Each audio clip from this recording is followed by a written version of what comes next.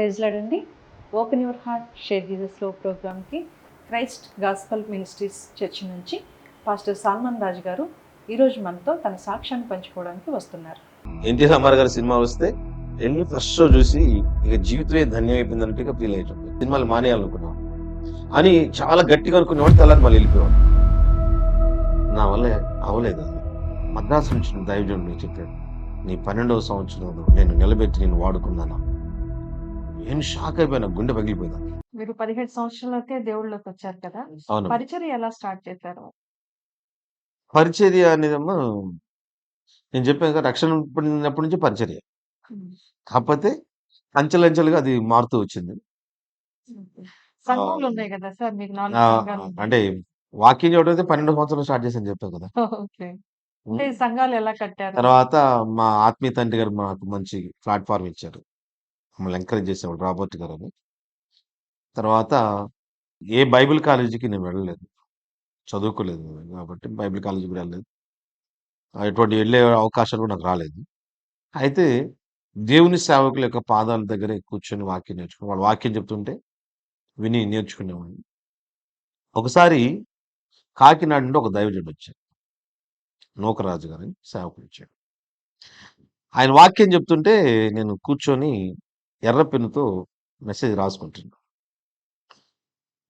తర్వాత మళ్ళా రెండోసారి ఆయన మళ్ళీ మొదటికి వచ్చాడు.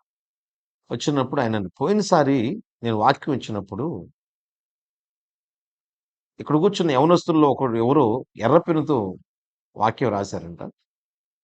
దేవుడు నా భార్యకి దర్శనం చూపించాడు. నేను వాక్యం చెప్తున్నప్పుడు ఒక యవనస్తుడు ఎర్ర పెన్నుతో రాసుకుంటున్నాడని మీ మెసేజ్, అతను దేవుని ప్రణాళికలో ఉన్నాడు, రాబోయే రోజులు దేవుడు బలంగా వాడుకుంటాడు అని చెప్పాడు. చెప్తే నేను వెంటనే ఆ రోజు రాసిన మెసేజ్ చూపించాను, ఎర్ర పెన్నుతో రాసి. అలాగా దేవుని సేవకులు వాక్యం చెప్తున్నప్పుడు అది కూర్చొని జాగ్రత్త వింటాం. విని ఏం చేసేవాడిని అంటే, ఎవరైతే ఆ రోజు మిస్ అయ్యేవాడో వాళ్ళకెళ్ళి ఆ వాక్యం చెప్పేవాడు. అలాగ చెప్తున్నప్పుడు కొన్నిసార్లు నేను మర్చిపోయినా కూడా అవి నాకు గుర్తొస్తుండేవి. అలాగా నాకు వాక్యం తర్వాత ఇంకొక విషయం చెప్పాలి.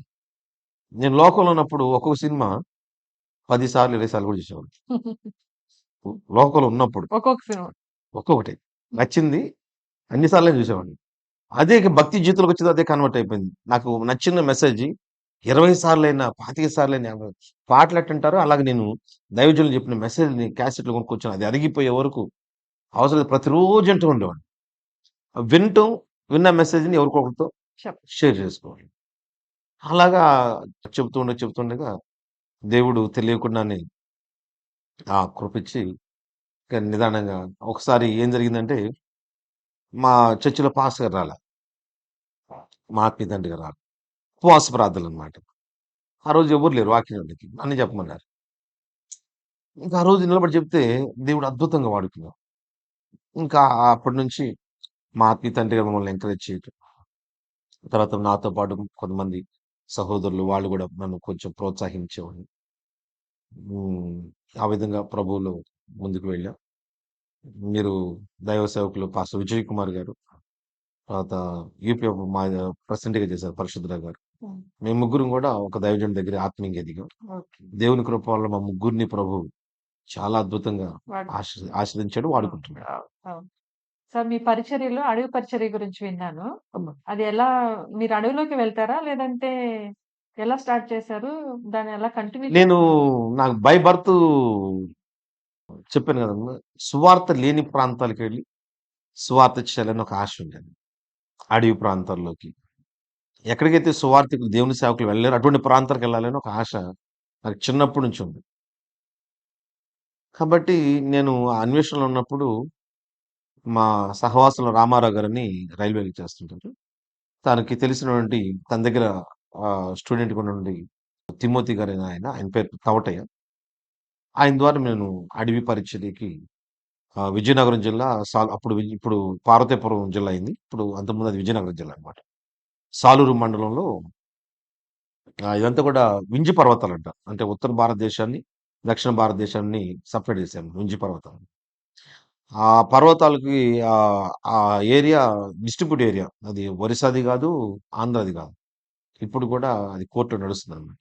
ఆ వ ఆ అడవి మధ్యలో ఉన్న ట్రైబల్స్ దగ్గరికి వెళ్ళటం జరిగింది. దాదాపు 25 కిలోమీటర్లు కొండల్లో నడుచుకుంటూ వెళ్ళాలి. 2010లో ఏప్రిల్‌లో నేను మొట్టమొదటిసారి ఆ అడవి ప్రాంతానికి సేవకి వెళ్ళటం జరిగింది. వెళ్ళినప్పుడు మొట్టమొదటిసారి 40 రోజులు ఉపవాసం ఉండి, తర్వాత ఆ ఫాస్టింగ్ డేస్ ముగించుకొని అడవిలోకెళ్ళాననమాట. ఎళ్తే మేము 4 గంటలకు జర్నీ స్టార్ట్ చేసాము. సాయంత్రం 3:00, 4:00 స్టార్ట్ చేసాము. అడవికి కొండలో నడవటం. నైటు 8:00కి ఇక నాకు కాలు ముందుకు పట్టల. బాడీలోంచి చెమటలు కారుతుంది. భయంకరమైన అడవి అది. తలకి ఇక్కడ లైట్ పెట్టుకొని, ఆ లైటింగ్ వెలుతురులో మమ్మల్ని తీసుకెళ్ళడానికి అడవిలోంచి మనుషులొచ్చారు. నైట్ వ పులులు అయన్నీ ఉంటాయంటారు కదా! అంత అడవులు ఆ! ఎళ్ళలేదు. అక్కడ పులులైతే ఆ అడవిలో లేవు గానేమో, మామూలుగా ఇంక వేరే జంతువులుండేయి. సరే వాళ్ళు అడవిలో వాళ్ళున్నారు మనకి.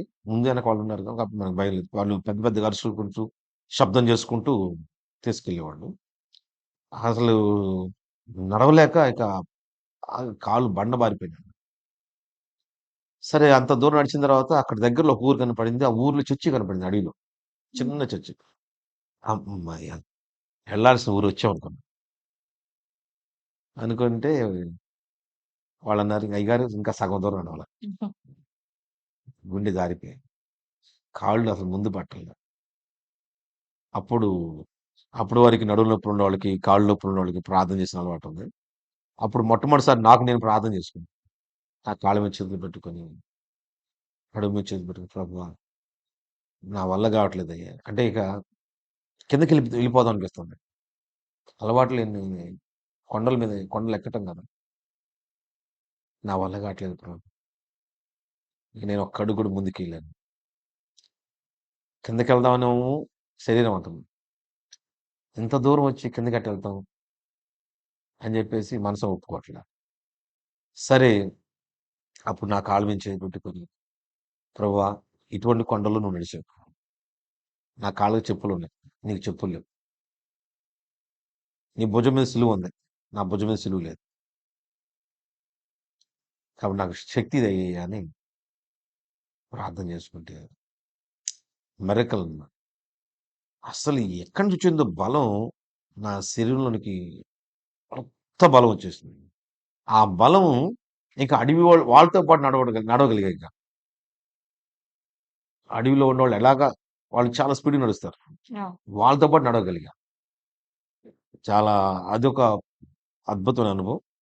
తర్వాత అడవిలోకెళ్తే రాత్రి 12 గంటలకు ఆ టైంకెళ్ళాం. వెళ్తే అడవిలో ఉన్న వాళ్ళందరూ వచ్చి అప్పటి వరకు నడుస్తూనే ఉన్నారు. ఆ! వచ్చి మమ్మల్ని ఆ టైం కాబట్టి నడవగలిగాం. పగలైతే మన వల్ల అయ్యేది కాదు. రాత్రిపూట చల్లబడ్డ కాబట్టి ఆ కొండలు నడవగలిగాం గానీ పగలైతే మన వల్ల అయ్యేది కాదు. సరే ఇక ఆ టైంలో అయితే అద్భుతమైన విషయం ఏంటంటే ఊరంతా కూడా వచ్చేసి మమ్మల్ని రిసీవ్ చేసుకొని మెడలో పూలదండలేసి ఊర్లోకి తీసుకెళ్లారు. దేవుడు అద్భుతంగా పరిచర్య జరిగించాడు.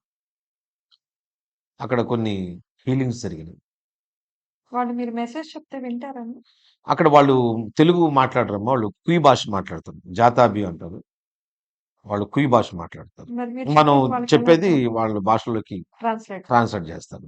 ట్రాన్స్‌లేటర్‌ని పెట్టుకుంటారు. ట్రాన్స్‌లేట్ చేస్తారు. అప్పుడు అంటే మనం చెప్పే వాక్యం ద్వారా మారేది తక్కువ గానీ, అక్కడ జరిగే కార్యాలను బట్టి వాళ్ళు ఎక్కువగా ప్రభు వైపు టర్న్ అవుతారు. అలాగా దేవుడు చాలా బలమైన కార్యాలు చేశాడు. ప్రార్థన చేసినప్పుడు అప్పటికప్పుడు స్పాట్ హీలింగ్స్ జరగటం. ఒక రాజు అని ఒక తమ్ముడొచ్చాడు. ఇద్దరు భార్యాభర్తలు ఏడ్చుకుంటూ వచ్చారు. ఏంటంటే అప్పటికి ఇదంతా చెప్పడం కష్టం గానీ, టూకీగా చెప్తున్నాను. నలుగురు బిడ్డలు పుట్టి చనిపోయారు. నలుగురు పిల్లలు వరుసగా ఒకళ్ళ తర్వాత ఒక బిడ్డ పుట్టడం, చనిపోవటం. రెండో బిడ్డ పుట్టడం, చనిపోవటం. మూడో బిడ్డ పుట్టడం, చనిపోవటం.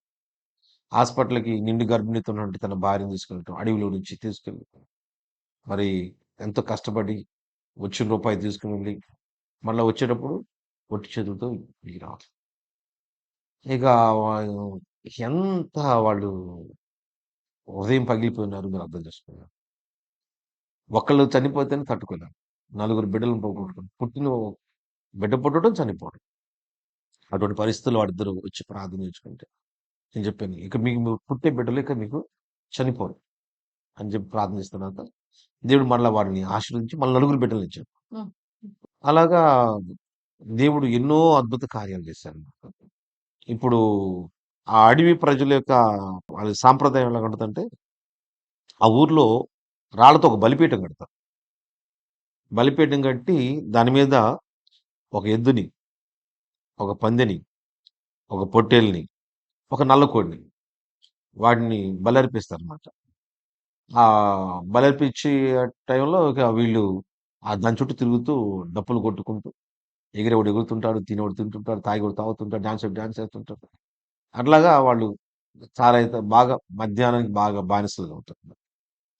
అలాగా వాళ్ళు చేస్తుంటారు. ఇప్పుడు అద్భుతం విషయం ఏంటంటే, ఎవరైతే అక్కడ పూజారులు ఉన్నారో ఇప్పుడు వాళ్ళే దేవుని సేవకులు.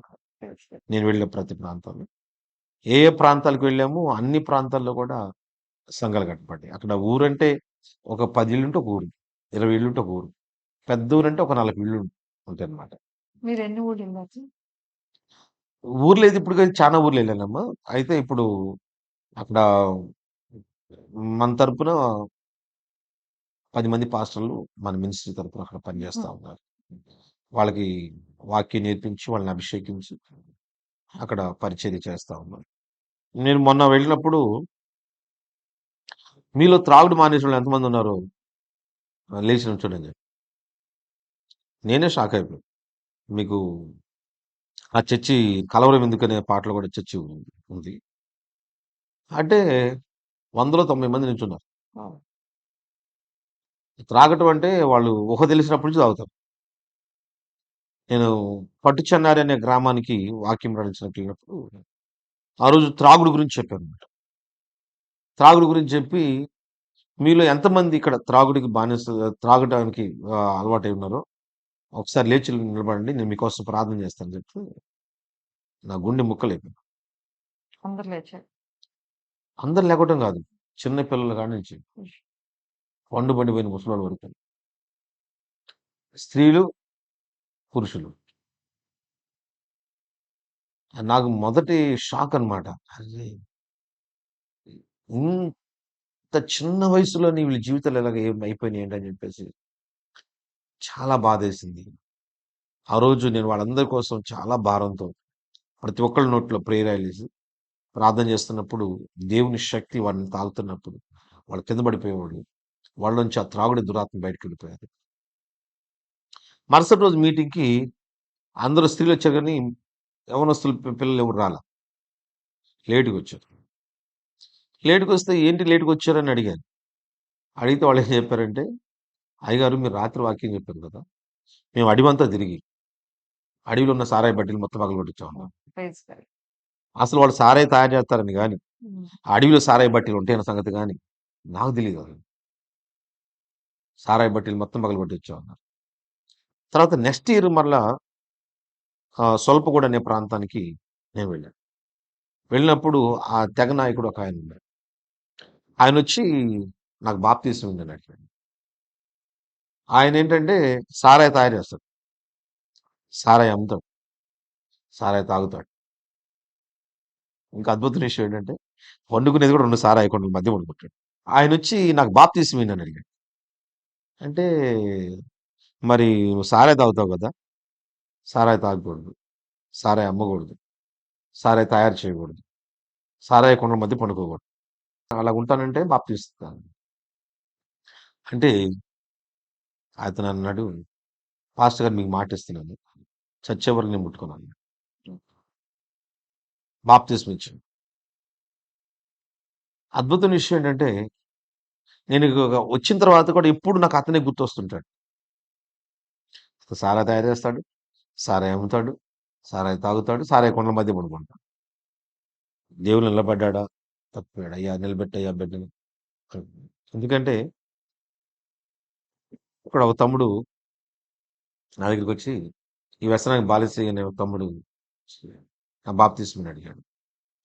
ఆ బాబు కొంచెం నీకు బలపడరా ఇస్తానులే అంటే మరి మరి ఈరోజు నేను చనిపోయి నరకానికి వెళ్తాను కదా! దానికి ఎవరు బాధ్యులు అన్నాడు. సరే ఇస్తానులేరా బాబు నువ్వు అంతలా మాట అన్న తర్వాత అంటే నువ్వు కొంచెం ఆత్మీయంగా బలపడితే బాగుంటది అని అన్నాను. సరే వానికి బాప్తిజం ఇచ్చా. నేను వాడికి ఒక్కరోజే బాప్తిజం ఇచ్చా. ఆ దుర్గా వైన్స్ కాడ, తర్వాత శ్రీనివాసరావు వైన్స్ కాడ, వెంకటేశ్వర వైన్స్ అని కొన్ని ఉన్నాయి. వాడు రోజు బాప్తిజం ఇస్తున్నాడు నాకు. వీళ్ళని ఇలా కంటి పాపల కన్ని పెట్టుకున్నా సరే జారిపోతున్నారు వీళ్ళు. మరి ఆ అడవిలో ఎలాగున్నాడు మరి ఆ కుమారునికి బాప్తిజం ఇచ్చా కదా! నెక్స్ట్ ఇయర్ వెళ్ళినప్పుడు అతను సాక్ష్యం ఇవ్వడం ముందుకొచ్చాడు. ముందుకొచ్చి చెప్పాడు, నేను ఒక పందిలా బతికాను. పందికి నాకు ఏం వ్యత్యాసం లేదు. కానీ ఈ దైవజనుడు వచ్చిన తర్వాత, ఆయన మాటలు విన్న తర్వాత నా జీవితం మారిపోయింది. పందిలాగా బతికి నన్ను యేసయ్య నన్ను గొర్రెపిల్లలాగా చేశాడు. మనం మన పూర్వీకుల యొక్క ఆచారాల ప్రకారం మనం బతకొద్దు. ఈ కొత్త మార్గంలో మనం వెళ్ళిపోదాం. అక్కడ అది ఏజెన్సీలో ఉన్నటువంటి అడవిలో ఉన్నటువంటి విషయం ఏంటంటే, ఆ నాయకుడు గనక ప్రభు వైపు తిరిగితే మిగతా వాళ్ళందరూ ఈజీగా వచ్చేస్తారు. మిగతా వాళ్ళంతా ఈజీగా వచ్చేస్తారు. ఆయన అల్లుడు ఇప్పుడు స్వల్పగూడలో పాస్టర్ గారు. మరి మీ తండాల్లో వాటన్నిటికి తిరిగినప్పుడు మీకు ప్రాబ్లమ్స్ ఏం రాలేదా? 2010లో నేను వెళ్ళాను. వెళ్ళినప్పుడు నాకు ఏం జాగ్రత్తలు తీసుకోవాలో తెలీదు. వాళ్ళు పెట్టిన అన్నం తిని, అక్కడ నీళ్లు తాగి అంటే ఇప్పుడు మీ ఇంటికి ఎవరైనా గెస్ట్‌లు వచ్చారనుకో, బాగా ఇష్టమైన వాళ్ళు వచ్చారనుకో, ఏం పెడతారు? స్పెషల్స్ చేస్తారు. స్పెషల్ అంటే ఏం చేస్తారు చెప్పు? ఇంకేం చికెన్, మటన్. చికెన్, మటన్ చేస్తారు. అక్కడ నేను ఆ ఎండలో ఒక చెట్టు కింద కూర్చున్నా. ఎర్రగండి చీమలు పైకెక్కుతున్నాయి. పైకి కిందకి ఎక్కుతున్నాయి. మనకు నల్లగండి చీమలు ఉంటాయి కదా! అక్కడ ఎర్రగండి చీమలు ఉంటాయి. సార్ మాకు ఇష్టమైనోళ్ళు వస్తే ఈ గండు చీమలతో చారు పెడతామన్నారు. అమ్మో! మీరు ఏ ఎప్పుడు ఏ ఊర్లో సార్? అడవిలో స్వల్పగూడ. స్వల్పగూడలోనే. ఆ! ఈ గండు చీమలతోనే ఇగ మీకు చారు పెడతామన్నారు. మీరు ఎప్పుడైనా ఎర్రగండు చీమలతో చారు తాగాలనుకుంటే ఈసారి అవును అడవి సార్. ఈసారి అడవికెళ్ళేటప్పుడు నాతో పాటు రండి. అంటే నాకు గుండె జారిపోయింది. సరే అప్పట్లో వాళ్ళు ఆ భోజనం అస్సలు మన నోట్లోకెళ్ళదు. బలవంతంగా నెట్టటమే. ఆ పచ్చి మాంసం తింటున్నామో, ఉడకబెట్టిన మాంసం తింటున్నామో తెలీదు. తింటేనే మనం బాధపడతాం. తినకపోతేనే వాళ్ళు బాధపడతారు. వాళ్ళని బాధ పెట్టడం ఇష్టం లేక కఠినం చేసుకొని తినేవాడిని. తర్వాత నేను అడవి నుంచి వచ్చిన తర్వాత దాని ఎఫెక్ట్ పడింది నాకు. అలవాటు లేని ఆహారం కదా! ఆ అడవిలో ఉన్న దోమలు కుట్టడం వల్ల డెంగ్యూ ఫీవర్ వచ్చింది. తర్వాత వాళ్ళు పెట్టిన ఆహారం తినటం వలన ఫుడ్ పాయిజన్ అటాక్ అయింది. మలేరియా. తర్వాత ఆ నీళ్లు త్రాగటం వల్ల కానివ్వండి 4 వచ్చినాయి నాకు ఒకేసారి. మలేరియా, డెంగ్యూ, జాండీస్, టైఫాయిడ్ జ్వరం. ఇవన్నీ ఫ్యామిలీ ఫ్రెండ్స్‌లాగా ఒక్కసారి వచ్చినాయి. అసలు ఆ రోజుల్లో డెంగ్యూ ఫీవర్ అంటే ఎవరికీ తెలీదు అసలుకి. 2010లో సంగతి చెప్తున్నాను. డెంగ్యూ ఫీవర్ అనే మాట మొట్టమొదటిసారి అదే వింటాం అసలు చాలా మంది. నా ద్వారానే అది పబ్లిసిటీ అయిందన్నమాట. ఆ డెంగ్యూ ఫీవర్ వచ్చినప్పుడు బ్లడ్‌లో ఉన్న ప్లేట్‌లెట్స్ అన్నీ కూడా శరీరంలో ప్లేట్‌లెట్స్ అన్నీ పడిపోవటం. డెడ్ స్టోరేజ్ అన్నమాట. 9,000 10,000కి వచ్చేసింది. మెడిసిన్ అనేది నా శరీరం మీద పనిచేసేది కాదు. ఒకవైపు డెంగ్యూతో, ఒకవైపు మలేరియా, ఒకవైపు టైఫాయిడ్, ఇంకోవైపు జాండీస్. అన్నీ సివియర్‌గా ఉన్నాయన్నమాట. డాక్టర్లు చెప్పారు ఇంకా పాస్టర్ గారు బ్రతికే ఛాన్స్ లేదు. చనిపోతాడని చెప్పారు. నాకు అర్థమైంది. ఒక అడుగు మరణంలో ఒక అడుగు. ఏ క్షణమైనా ఈ లోకాన్ని విడిచిపెడతాం అన్న సంగతి అర్థమైంది. చర్చిలో నుంచి అందరికి మెసేజ్ పెట్టారు. పాస్టర్ గారు సీరియస్‌గా ఉంది. చచ్చిపోతాడని అంత అనలేరు కదా! సీరియస్‌గా ఉంది. ఏ క్షణం ఏదైనా జరగొచ్చు అన్నట్టుగా చెప్పారు. డాక్టర్లు నో హోప్స్ అని చెప్పారు. మందులు నా శరీరం పనిచేయట్లేదు. ఆ సమయంలో నాకు 60 మంది రక్తం ఇచ్చారు. నా బ్లడ్ సర్క్యులేషన్ చాలా పెద్దది. బహుశా ఇది ఒక గిన్నిస్ బుక్ రికార్డ్ అయితే నాదే అయ్యుండొచ్చు బహుశా. 60 మంది రక్తం ఇచ్చారు. అప్పుడు నాకు అర్థమైన ఇంకొక విషయం ఏంటంటే, అసలు విశ్వాసులు నా మీద ఎంత గాఢంగా వాళ్ళు ప్రేమను పెంచుకున్నారో అర్థమైంది. కొంతమంది అసలు భోజనం చేయరు. రాత్రింబగళ్ళు హాస్పిటల్ అలాగనే కాపలా ఉన్నాం. అసలు దేవుని పిల్లలు చూపించిన ప్రేమని నా జీవితంలో మర్చిపోలేను. అలాగా డాక్టర్లు ఆశ్చర్యపోయారు. బ్లడ్ బ్యాంకులు ఆశ్చర్యపోయారు. ఒక ప్యాకెట్ రక్తం కోసం తలకిందులవుతుంటారు. ఈయనెవరు? అసలు అందరూ ఇచ్చినోళ్ళు 60 మంది అంటే, మరి నీకు షుగర్ ఉంది, నీకు బీపీ ఉంది అని వచ్చినోళ్ళు ఇంక ఇంకెంతమంది? వెళ్ళిపోయినోళ్ళు ఎంతమంది ఉంటారు? హ్మ్. అలాగా స్వచ్ఛందంగా ఎవరు కూడా కొంతమంది పిల్లలైతే మా 2 చేతులు అసలు ఇంజెక్షన్ చేసుకోవడానికి భయపడేవాళ్ళు కూడా మా 2 చేతులు వచ్చి తీసుకొని రక్తం. ఏంటంటే దైవజనుడు బతకాలి. మా చర్చిలో ఉండే ఎల్డర్స్ కొంతమంది ఉన్నారు పెద్దలు. వెంకట గారు, తర్వాత సంతోష్ రావు గారు, సత్యం గారు, ఉమా గారు. వీళ్ళు నలుగురు హాస్పిటల్‌లో ప్రతిరోజు వచ్చి నన్ను పలకరించారు. ధైర్యం చెప్పేవాళ్ళు. తర్వాత డబ్బు విషయంలో కూడా వాళ్ళు ఎంతైనా ఖర్చు పెట్టడానికి తెగించారు. పెద్ద పెద్ద సూపర్ స్పెషాలిటీ హాస్పిటల్ ఫోన్ చేసి హైదరాబాద్, చెన్నై, బెంగుళూరు ఇలాగ ఫోన్ చేసి నా పరిస్థితిని వివరించారు. సో వాళ్ళేం చెప్పారంటే, ఇంకా దాని పేషెంట్‌కి అంతకుమించి ట్రీట్మెంట్ ఇవ్వడానికి లేదు. ఉన్న చోటే ఉంచి ట్రీట్మెంట్ ఇవ్వచ్చు. ఎక్కడికైనా తీసుకెళ్ళడానికి ఇష్టపడ్డారనమాట. అప్పుడు నాకు గూడా అర్థమైంది. ఆ సమయంలో ఎవరిని కూడా దగ్గరికి రానిచ్చేవాడు కాదు. అయినా సరే ఇద్దరు పిల్లలు నా దగ్గరకొచ్చారు ఆడపిల్లలు. ఆ ఇద్దరు పిల్లలు ఎవరంటే మన సిస్టర్ ఎలిజబెత్ గారి పిల్లలు. వాళ్ళలో పెద్దమ్మాయి పేరు దివ్య. స్వాతి ఇద్దరొచ్చి దివ్య అనే అమ్మాయి పెద్దగా ఏడ్చేసింది. ఏడ్చేసి మాకేదొచ్చినా సరే మీరు మా కోసం ప్రార్థన చేసేవారు. ఏ కష్టం వచ్చినా మీకు చెప్పుకునేవాళ్ళం. మేము ఎవరికి చెప్పుకోవాలని చెప్పేసి ఏడ్చేస్తాం. ఎక్కడో ఉన్నటువంటి నాకు ఆ ఏడ్పు స్పృహలోకి తీసుకొచ్చింది. అమ్మాయి వాళ్ళు ఏడ్చేసి వెళ్ళిపోయారు. అప్పుడు పరిశుద్ధాత్మ దేవుడు ఒక విషయాన్ని గుర్తించేసాడు. నా చిన్నతనంలో 12 సంవత్సరాల వయసులోనే నేను స్కూల్‌లో ఉన్నప్పుడు టీచర్ గారు అడిగారు. "మీరు పెద్దయితే ఏం చేస్తారు?" అంటే ఒకళ్ళు నేను పోలీస్‌ని అవుతానని, ఒకళ్ళు ఇంజినీర్ అవుతానని ఏదో పిల్లలు వాళ్ళకి తెలిసిందని చెప్తున్నాను. నా వంతొచ్చింది. వస్తే నేను దేవుని సేవ చేస్తాను. ప్రభు కొరకు హతసాక్షి అవుతానని. 12 సంవత్సరాల వయసు. ఎందుకు చెప్పానో తెలీదు. అప్పుడు చెప్పా. ఆ మాట గుర్తొచ్చింది. ప్రభా! నా తీర్మానం ఇది గాదు. సువార్త లేని ప్రాంతాలకి నేనెళ్ళాలి. సువార్త ప్రకటించాలి. నీ కొరకు చనిపోవాలి. నేను ఈ మరణం నేను కోరుకోవట్లేదు. అని ఒక చిన్న మాట ప్రార్థన చేశాను. ఆ రోజు నా జీవితంలో స్పిరిచ్యువల్ ఎన్‌కౌంటర్ జరిగింది. పరిశుద్ధాత్మ దేవునితో ఒక కొత్త అనుభవం అన్నమాట. రోమీలు రాసిన పత్రిక 8వ అధ్యాయం 28వ వచనం, 26వ వచనం. లిటరల్‌గా నా జీవితం నెరవేరిందన్నమాట. అక్కడ ఏముంటదంటే, మనం యుక్తంగా ప్రార్థన చేయడం మనకు తెలీదు కానీ, పరిశుద్ధాత్మ దేవుడే ఉచ్చరింప శక్యము గాని మూలులతో మనలోని విజ్ఞాపన చేస్తాడని వాక్యం. పరిశుద్ధాత్మ దేవుని గురించి ఇన్ని సంవత్సరాల అనుభవంలో ఎన్నోసార్లు వాక్యం చెప్పాను. పరిశుద్ధాత్మ నింపుదల కోసం అనేక మంది కోసం ప్రార్థన చేశాను. ఎంతో మంది దేవుని ఆత్మతో నింపబడ్డారు. ఆత్మవరాలతో నింపబడటం చూశాను. కానీ ఆ రోజు పరిశుద్ధాత్మ దేవుడు నా జీవితంలో ఒక క్రొత్త వ్యక్తిగా మారిపోయాడు. ఏంటంటే పరిశుద్ధాత్మ దేవునితో నాకు పర్సనల్ ఆ రిలేషన్ నాకుంది. చెప్తాను దీని గురించి. నేను ప్రార్థన చేసుకుంటున్నప్పుడు పరిశుద్ధాత్మ దేవునితో నాకున్న అటాచ్‌మెంట్ మా పాస్టర్‌కి తెలుసు. మా సంఘంలోని విశ్వాసులకు తెలుసు. ఎవరో ఒక వ్యక్తి నా ప్రక్కన ఉన్నట్టుగా వాళ్ళు దర్శనం ద్వారా గాని ఏదో ఒక విధంగా ఆ ఫీల్‌ని అనుభవించాడన్నమాట. ఆ అనుభవం నాకు కూడా తెలుసు. ఒకరోజు నేను మీటింగ్‌కెళ్ళి తెల్లారుజామున 2:00కొచ్చా.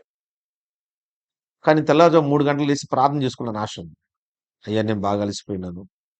నేను ప్రార్థన చేయలేను. 3 గంటలకు లేసి ప్రార్థన చేసుకోవడానికి నాకు శక్తి అయ్యా! అని ఒక చిన్న మాట ప్రార్థన చేసుకొని పడుకున్నా. బాగా అలసిపోయున్నాను.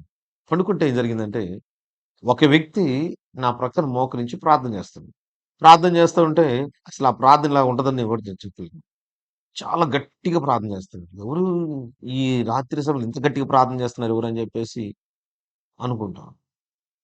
ఇంకా జాగ్రత్తగా ఏంటంటే ఆ గొంతు నా గొంతులాగానే ఉంది. ఎవరు ఈ గొంతు కూడా నా గొంతులాగా ఉందని కళ్ళు తెరిచి చూశాను. ఆ మోకరించిన వ్యక్తి నాకులాగా ఉంది. నేను కూడా లేచి ఆయన ప్రక్కన మోకరించి ఆయన ప్రార్థన చేస్తుంటే నేను కూడా ప్రార్థనలో ఏకీభవించాను. ఇది కల కాదు. ఇట్లా నిజంగా జరిగిన సంఘటన. నేను పూర్తి స్పృహలో ఉన్నాను. మోకరించి ఆయన ప్రార్థన చేస్తే నేను కూడా మోకరించి ప్రార్థన చేస్తాను. తర్వాత కొంత ప్రార్థనలో స్పృహలోకి వచ్చిన తర్వాత ఆ వ్యక్తి రక్కన పడ్డాడు. ఇలాగా పరిశుద్ధాత్మ దేవునితో నాకు కొంత పర్సనల్‌గా కొంత అనుభవం నాకుంది. కానీ హాస్పిటల్‌లో నేను పొందుకున్న అనుభవం అది ఒక ప్రత్యేకమైనదండి.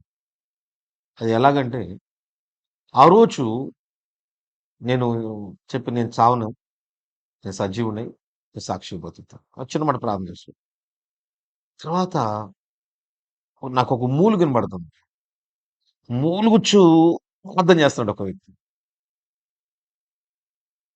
అది ఆ ప్రార్థన ఇలాగ ఉంటదని చెప్పడం కష్టం అది. అంటే ఒక వ్యక్తికి దెబ్బ తగిలిన తర్వాత, ఏడ్చి సొక్కిపోయిన తర్వాత, మళ్ళా అది అక్కడే దెబ్బ తగిలితే ఎలా ఉంటది? చెప్పండి. భరించి. ఏడవటానికి కూడా శక్తి లేదు. మూలుగుతూ ఉన్నప్పుడు దెబ్బ తగిలిన చోట మళ్ళా దెబ్బ తగిలితే ప్రాణం తల్లడిల్లిపోతుంది కదా! ఇంక ఆ టైంలో ఏడవటానికి ఉండదు. మూలుగుతారు అంతే. అలాగా మూలుగుచ్చి ప్రార్థన చేస్తాడు. ఆ ప్రార్థన ఎలాగో అందుకని పౌలు భక్తుడు అన్నాడు, ఉచ్చరింప శక్యము గాని మూలుగ. ఎవరు నా కోసం ఇంతగా మూలుగుచ్చి ప్రార్థన చేస్తారని స్పృహ తెచ్చుకొని కళ్ళు తెరిచి చూస్తే ఎవరు కనపడేవారు. కళ్ళు మూసుకుంటే మళ్ళీ అది ఆ ప్రేయర్ రిపీట్ అవుతూ ఉండేది. ఆ రోజు నుంచి నా జీవితంలో మళ్ళా రికవరీ అనేది స్టార్ట్ అయింది. తర్వాత ఇక్కడ ఒక విషయం ఇదొక ఒక అద్భుతమైన విషయం ఈ హాస్పిటల్‌లోనే దేవుడు చేశాడు. ఆ హాస్పిటల్‌లో థర్డ్ ఫ్లోర్‌లో థర్డ్ ఫ్లోర్‌లో అదే టైంలో ఒక నెల రోజులు పెట్టి ఒక అమ్మాయి బాడీ అంతా సిలిండర్ పేలిపోయి బాడీ అంతా కాలిపోయి హాస్పిటల్‌లో బాధపడుతుంది.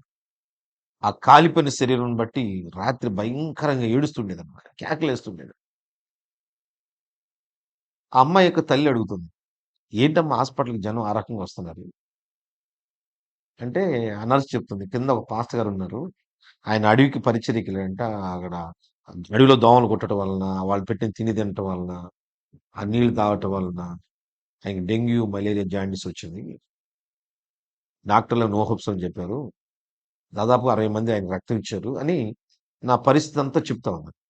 చెప్తుంటే ఆ తల్లి అంది, "మా పెద్దకి చెప్పాక మా అమ్మాయి ఇంట భయపడుతుంది" అని చెప్తే ఈ అమ్మాయి జాగ్రత్తగా వింటుంది. ఆ మాటలన్నీ వింటుంది. సరే నర్స్ వెళ్ళిపోయింది. వాళ్ళ అమ్మ వచ్చేసింది. అర్ధరాత్రి ఈ అమ్మాయి ఎలుగెత్తి, "యేసయ్య, ఆ సేవకుడు ఎవరో నాకు తెలీదు. నా ప్రాణం ఆయనకిచ్చేసేయి.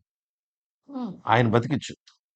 నా ప్రాణం తీసుకో" అని ఏడ్చి ప్రార్థిస్తుంది. అమ్మాయి క్రిస్టియన్స్ కాదు. చౌదరి కాదు. కాదు. చౌదరీస్. తండ్రి చనిపోయాడు. నాగార్జున యూనివర్సిటీలో సీఏనో ఏదో చదువుతుంది ఆ అమ్మాయి.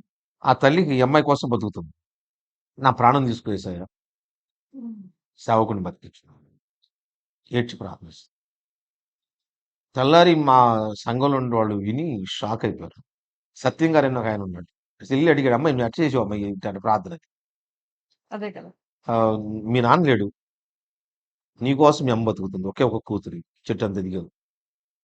నువ్వు పచ్చగుండి చూసుకోవాలని ఆశపడుతుంది." "ఏమన్నా అంకుల్ నాకు అట్ట అనిపించింది." సరే అదే టైంలో మా బాబాయ్ నా దగ్గరికొచ్చాడు. వచ్చి నా దగ్గరకొచ్చేసి నా పరిస్థితి అంతా చూసి చాలా బాధతో మా ఊర్లోని నాగేశ్వరరావు అని ఒక తమ్ముడున్నాడు. అతను హెచ్ఐవి ఫైనల్ స్టేజ్‌లో ఉన్నాడు. నేను హాస్పిటల్ రాకముందు అతని తమ్ముడి దగ్గరికెళ్ళా. ఎళ్తే చెంచా కండలేదు. ఈ రోజా? రేపా? అన్నట్టుగా పరిస్థితి ఉందన్నమాట. నా దగ్గరకొచ్చి అక్కడికి వెళ్ళాడు. అతను వాళ్ళ ఊర్లో మీటింగ్స్ పెట్టిస్తుండేవాడన్నమాట మా చేత. చుట్టుపక్కల.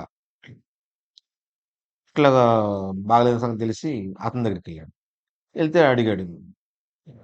మాట్లాడుకుంటూ ఇక నా సంగతి చెప్పాడన్నమాట. చెప్తే ఇంక అతను ఫైనల్ స్టేజ్. ఈరోజో, రేపో, ఎల్లుండో చనిపోతాడు. HIV final stage.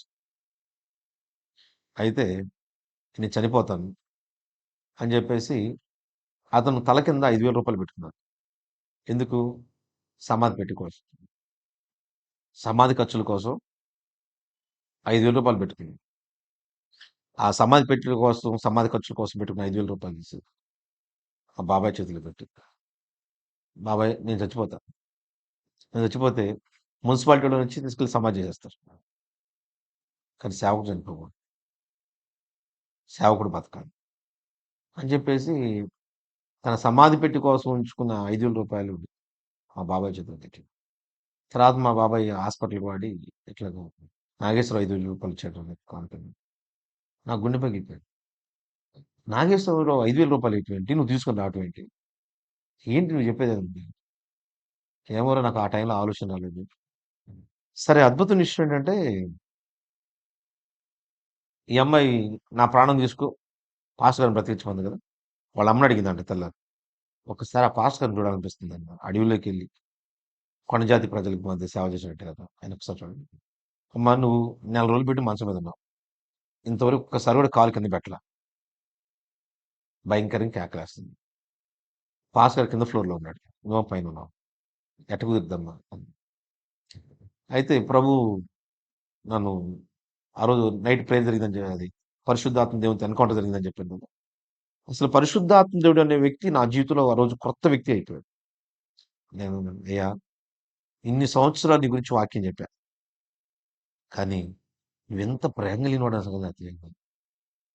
ఆ రోజు నాకు పరిశుద్ధాత్మ దేవుడు అనే వ్యక్తి నాకు నా జీవితంలో కొత్త వ్యక్తి అయిపోయింది. అసలు నువ్వు ఎవరో తెలియకుండా నీ గురించి చెప్పానయ్యా. నువ్వెంత ప్రేమ కలిగిన దేవుడివి. పరిశుద్ధాత్ముడు అని చెప్పేసి ఆ అనుభవం నా జీవితాన్ని మార్చేసింది. సరే ఇంకా ఆ తెల్లారి నుంచి నాకు ఇక చాలా తొందరగా రికవర్ అయిపోయాక. నన్ను ఐసీయూలో నుంచి ఆ అమ్మాయి ఉండే పక్క రూమ్‌లోకి షిఫ్ట్ చేశారు. వాళ్ళ అమ్మ చెప్పింది. మా పాస్టర్ గారు పక్క రూమ్‌లో తీసుకొచ్చారు.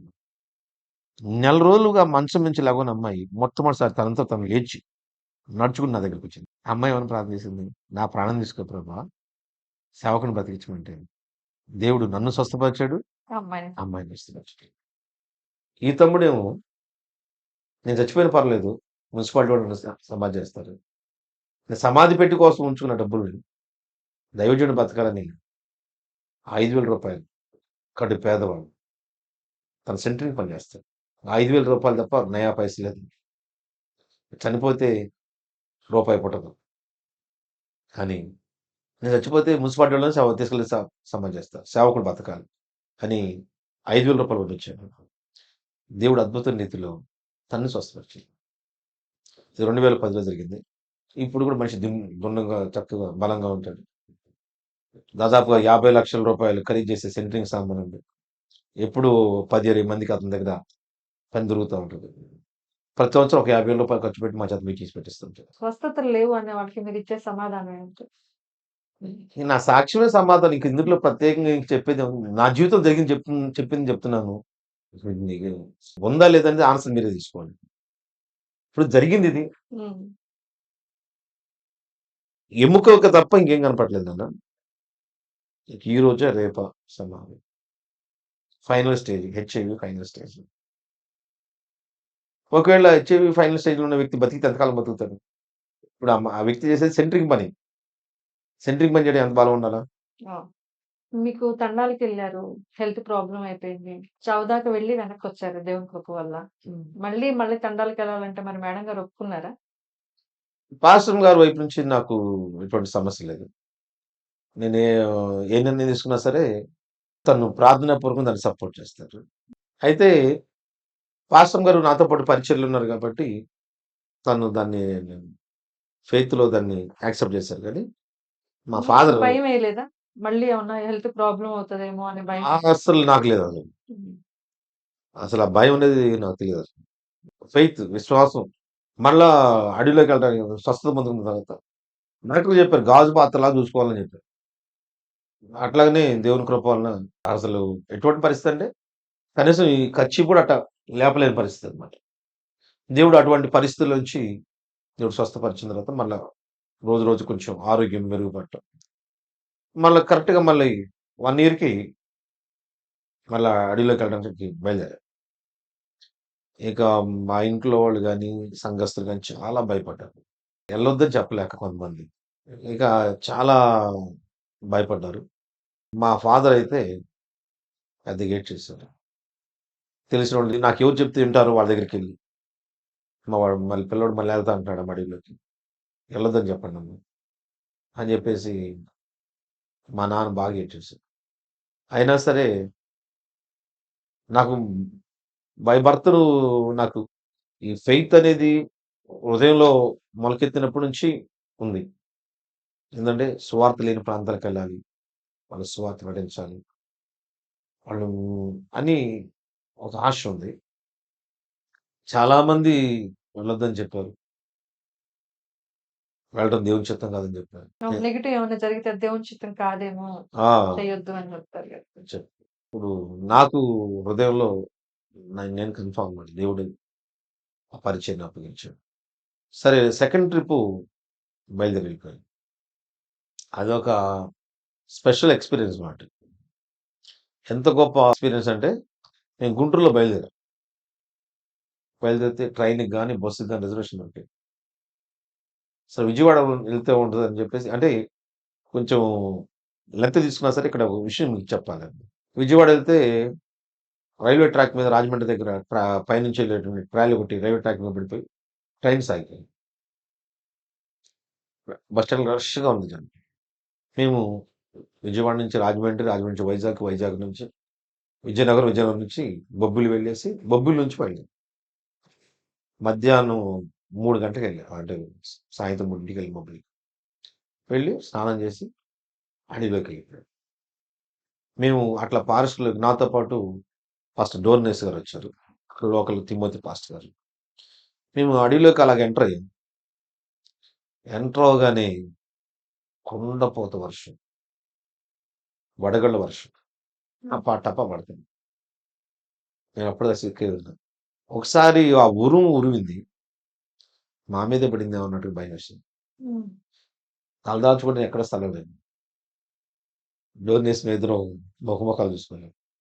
తమ్ముడు భుజం మీద చేసి మనం ఇన్ని సమస్యలు కూడా నడుచుకుంటూ వస్తాం. దేవుడు ఏదో బలమైన కార్యం చేయబోతున్నాడు అని చెప్పేసి ధైర్యం చెప్పి మేము అడవిలోకి మేము వెళ్ళాల్సిన ప్లేస్‌కి వెళ్ళేసరికి 10:30, 11 అయింది. ఆ మీటింగ్ కోసం అడవిలో వాళ్ళు పందిరేశారు. ఆ గాలికి వర్షంగా పందిరి కొట్టుకుపోయింది. అక్కడ రాత్రి అక్కడ మీటింగ్ పెట్టి తడిసిన గుడ్డలతోనే వాక్యం చెప్పాం. మాకు తుడుచుకోవడానికి ఇవ్వడానికి టవల్ కూడా లేదు వాళ్ళకి. తడిసిన బట్టలతోనే వాక్యం చెప్పి అంతా మన మంచి కోసం జరుగుతుంది. ఈరోజు వర్షం రావడం కూడా మన మంచిదే. పందిరి ఎగిరిపోవడం కూడా మన మంచిదే అని చెప్పేసి నేను చెప్తే వాళ్ళకి మళ్ళీ కుయి భాషలో వాళ్ళు ట్రాన్స్లేట్ చెప్పారు. నేను చెప్పింది మరి అతని భాషలో ఏం చెప్పాడు, వాళ్ళు ఎట్లా అర్థం చేసుకున్నారు. మొత్తం మీద ఏం తెలియదు కానీ సరే నేను మళ్ళా తడిసిన బట్టలు మళ్ళీ బట్టలు లేవు, మళ్ళీ వచ్చేసాను. బొబ్బిలికి వచ్చేసాను. వచ్చిన తర్వాత ఆలోచన చేస్తాను. ప్రభా మరి మీటింగ్ కని వచ్చాం. పందిరి ఎగిరిపోయింది. వర్షం తడిచిపోయాం. వాళ్ళు ఏమైనా నిరుత్సాహపడతారా అని ఆలోచన చేస్తుంటే ప్రభు అప్పుడు మందిరాన్ని ఏర్పాటు చేయమని తలంపొచ్చింది. మందిరం ఏదంటే అక్కడ ఆరాధన చేసుకోవచ్చు. మరి మందిరం ఇప్పుడు నేను 700 కిలోమీటర్ల దూరంలో ఉన్నాను. ఇప్పుడు డబ్బులు ఎక్కడి నుంచి వస్తాయి నాకు? అంటే దేవుడు నా మనసులో ఒక తలం పుట్టించాడు.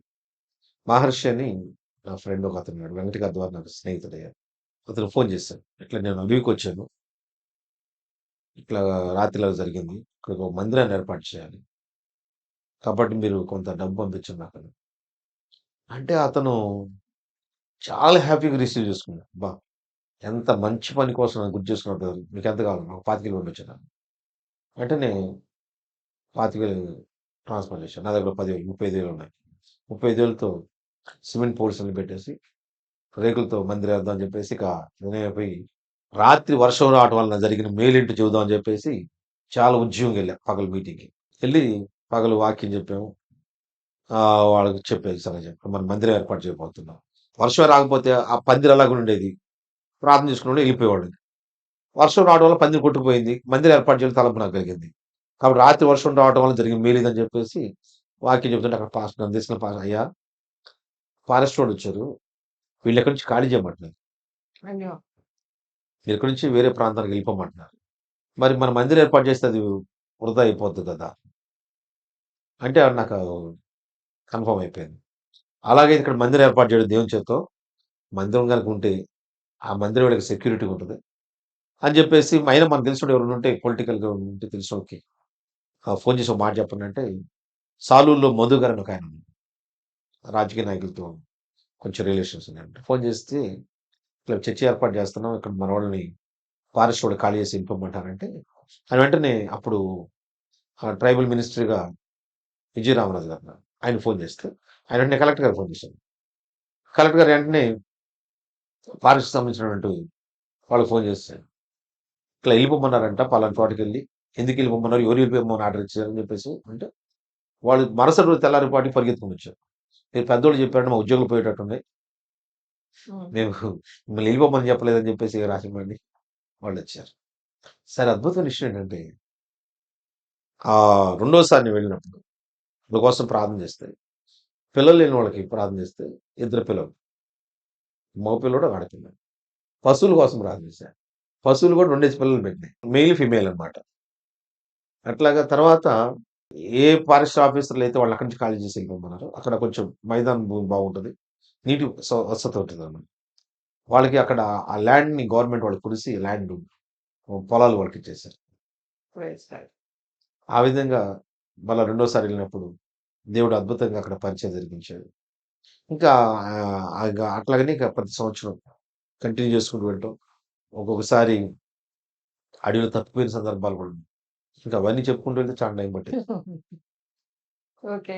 సాల్మన్ రాజు గారంటే స్వస్థతలు చేస్తారు అని నేను చాలా విన్నాను సార్. మీకు దేవుడు స్వస్థత వరం ఇచ్చారా?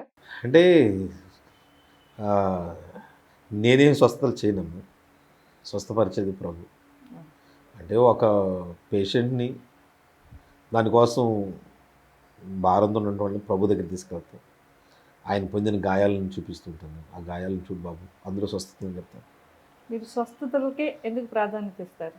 అది యాక్చువల్గా అసలు నాకు స్వస్థతలు అనేది హీలింగ్ మినిస్ట్రీ మీద నాకు అంత ఇంట్రెస్ట్ ఉండేది కాదు అసలు ఎక్కువగా వాక్యం అని ఎక్కువగా వాక్యం మీద కాన్సన్ట్రేట్ చేయటం వాక్యాన్ని ఎక్కువగా ధ్యానం చేయటం ఎక్కడ మంచి వాక్యం దొరుకుతుంటే అక్కడికి వెళ్ళటం వాక్యం వినటం అది సంఘాన్ని నేర్పించుకోవటం నాకు బైబిల్ కాలేజ్ బ్యాక్గ్రౌండ్ లేదు కదా సరే ఎక్కువగా వాక్యం మీదే నాకు ఇంట్రెస్ట్ ఉండేది అనమాట అయితే నేను హాస్పిటల్ ఉన్నప్పుడు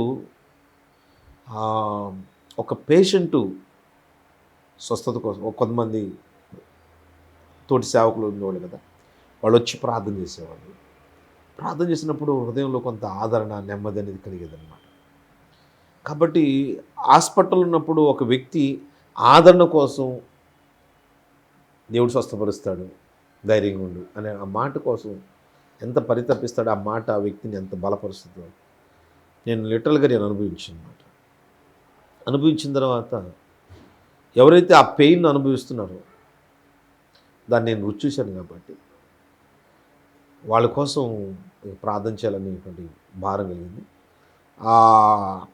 నేను అనుభవించినటువంటి ఆ అనుభవమే నాకు తెలియకుండానే ఒక వ్యక్తి అనారోగ్యంతో వచ్చినప్పుడు బాధతో వచ్చినప్పుడు వాళ్ళ కోసం భారంతో ప్రార్థన చేయాలని తలంపుకొని ఇక ప్రతి శనివారం వాళ్ళ కోసం ప్రార్థన చేయాలని ఇందిరా ప్రదర్శన కాలనీలో క్రైస్ట్ గాస్పల్ చర్చ్ ఉంది బ్రాంచ్ చర్చ్ అదైతే ప్రయాణ సౌకర్యం కూడా అందుబాటులో ఉంటుందని చెప్పేసి ప్రతి శనివారం కృపాసన్నిధి ప్రార్థన అని పెట్టి వచ్చిన వాళ్ళందరి కోసం ఆ రోజు ప్రార్థన చేయడం జరుగుతుంది దేవుని కృప వలన అనేక అద్భుత కార్యాలు ఇప్పటివరకు ఎన్నో జరిగాయి ఇప్పుడు అవన్నీ చెప్పడం కూడా సరిపోదు ఆల్రెడీ లైవ్ చూస్తుంటారు కాబట్టి మన వాళ్ళు చాలామంది పరిచయం ఉంటుంది ఆ విధంగా హీలింగ్ మినిస్ట్రీ అనేది స్టార్ట్ అయింది మీకు 4 సంఘాలు ఉన్నాయి కదా అవి ఎలా మేనేజ్ చేస్తారు?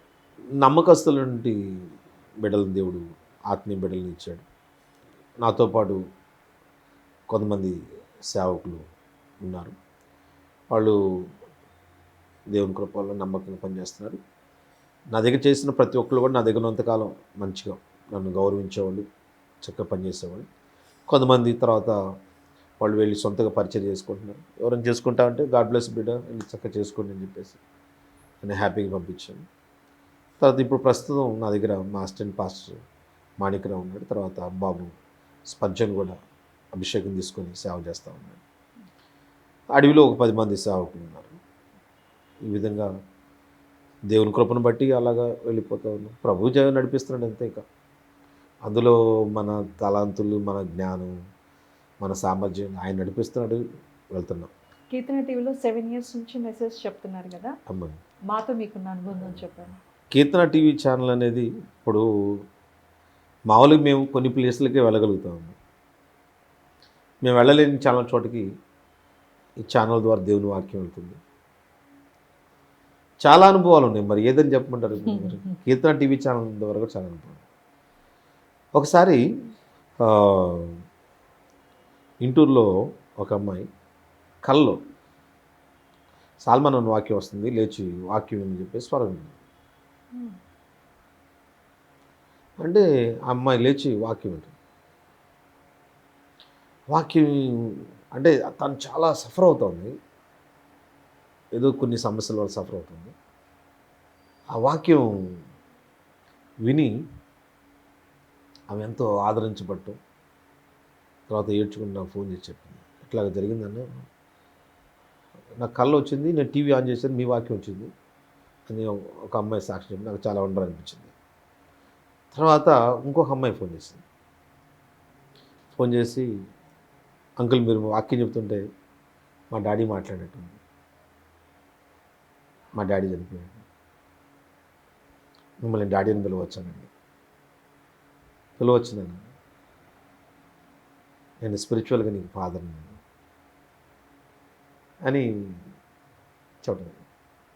అలాగే కొంతమంది వాక్యం వింటున్నప్పుడు కొంతమంది వాళ్ళ తండ్రి వాళ్ళతో మాట్లాడినట్టు, మరి కొంతమంది అది దేవుని మాటగా, అలాగే చాలామంది చాలా అనుభవాలు పొందుకున్నారు.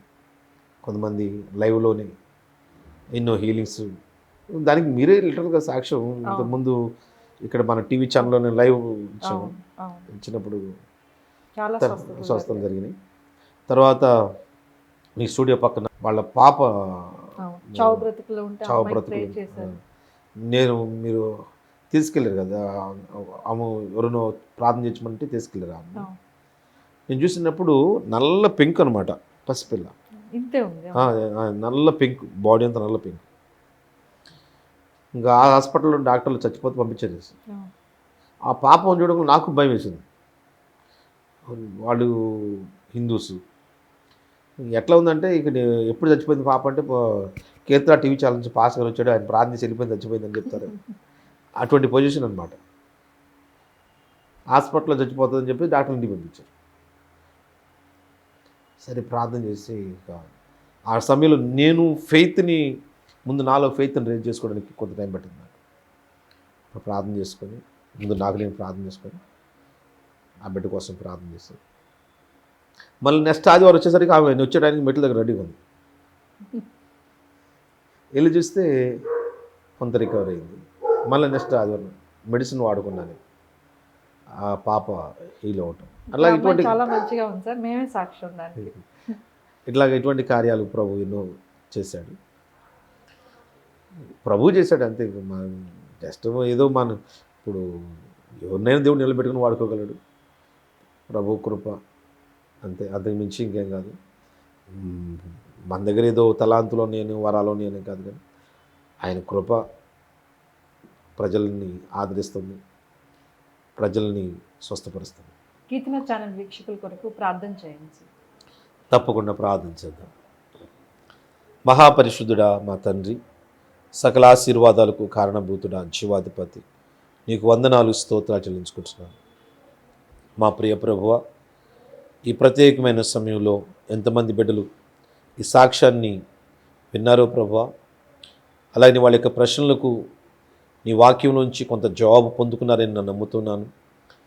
మా ప్రభువ, ఈ మాటలు విన్న ప్రతి ఒక్కరిని మీరు బలపరచండి. ప్రత్యేకంగా ఎవరైతే అనారోగ్యంతో బాధపడుతున్నారో, కుటుంబ సమస్యలతో నలిగిపోతున్నారో ప్రభువ, వారందరినీ అయ్యా మీరు ముట్టి స్వస్థపరచండి. కృంగిపోయిన వారిని మీరు ఆదరించండి నాయన. నా తండ్రి ఎవరికి చెప్పుకోలేని సమస్యల్లో సతమతమవుతూ నలిగిపోయి వేసారిపోయినట్టు వారిని మీరు లేవనెత్తండి తండ్రి. కృప చూపించయ్యా. ఏ ఒక్క బిడ్డని మీరు చేవిడిచిపెట్టద్దు నాయన. ప్రతి ఒక్కరిని మీరు దర్శించండి. వారి మీద నీ కృప అభిషేకపు ఆశీర్వాదాలు కుమ్మరించండి నాయన. ఎంతమంది దైవ సేవకులు ఈ వాక్యం వింటున్నారో వారిని, వారి పరిచర్యను మీరు అభివృద్ధి పరచండి తండ్రి. నీకు వందనాలు. వారి సేవలో ఉన్న ప్రతి ఆటంకాలను అధిగమించగలిగిన శక్తి దయచేయండి. మందిరాలు లేక ప్రభు ఆరాధన చేసుకోవడానికి సరైనటువంటి వసతులు లేక అనేక మంది సేవకులు నలిగిపోతున్నారు ప్రభు. అటువంటి వారికి మంచిగా తన మెయిన్ సెంటర్స్లో మంచి ప్రార్థనా మందిరం నిర్మించుకునే కృప దయచేయండి ఆయన. మా తండ్రి నీకు వందనాలు. కీర్తన టీవీ ఛానల్ని మీరు బ్లెస్ చేయండి తండ్రి. నీకు వందనాలు. ఈ ఛానల్ ద్వారా ప్రభా ఈ వాక్యము తూర్పుకు, పడమరకు, ఉత్తరంకు, దక్షిణముకు విస్తరించడం సహాయం చేయండి. ఈ ఛానల్ ద్వారా ఎంతమంది బిడ్డలు వాక్యం వింటున్నారో వారందరూ మేలులు పొందుకుంటూ సహాయం చేయండి. కీర్తన టీవీ ఛానల్ యాజమాన్యాన్ని మీరు ఆశీర్వదించండి ఆయన. ఇందులో పనిచేస్తున్నటువంటి స్టాఫ్ అంతటిని కూడా మీరు దీవించండి. మా ప్రభా వారు నీ పని చేస్తున్నారు ఆయన, నిన్ను గణపరుస్తున్నారు ప్రభా. నన్ను గణపరచు వారు నేను గణపరుస్తాను మీరు సెలవు ఇచ్చారు. అలాగే మీరు గణపరచండి నాయన. నీకే సమస్త మహిమ, ఘనత, ప్రభావం ఆరోపిస్తూ నజరేయుడైన యేసయ్య పరిశుద్ధమైన నామమున అడిగి వేడుకొని ప్రార్థన చేస్తున్నాం తండ్రి. Amen, amen. మన తండ్రి అయిన దేవుని ప్రేమ, ప్రభువైన యేసుక్రీస్తు వారి శాశ్వతమైన కృప, పరిశుద్ధాత్మ దేవుని మధురమైన సన్నిధి సహవాసం సదాకాలం మీకు తోడై ఉండి ఆశీర్వదించి వర్ధిల్ల చేయునుగాక. Amen, amen. God bless you. మరి ఈ కీర్తన టీవీ ఛానల్ అనే ప్లాట్ఫారం ద్వారా, ఈ ఆల్టర్ ద్వారా దేవుని వాక్యాన్ని, నా సాక్ష్యాన్ని, మరి ప్రభువుతో నాకున్న కొన్ని ఆత్మీయ అనుభవాల్ని పంచుకోవడానికి ఈ చక్కని వేదికను ఇచ్చినందుకు మరి కీర్తన టీవీ ఛానల్ యాజమాన్యానికి నా హృదయపూర్వక వందనాలు తెలియజేస్తున్నాను. ఇప్పటి వరకు మాతో సహకరించి మీ అమూల్యమైన సమయాన్ని మాతో కేటాయించి మీ సాక్ష్యాన్ని మాతో పంచుకున్నందుకు వందనాలు. ప్రైజ్.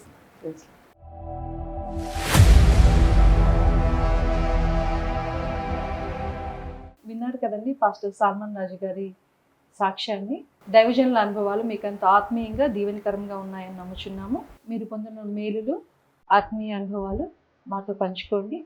కింద కామెంట్ బాక్స్లో రాయండి.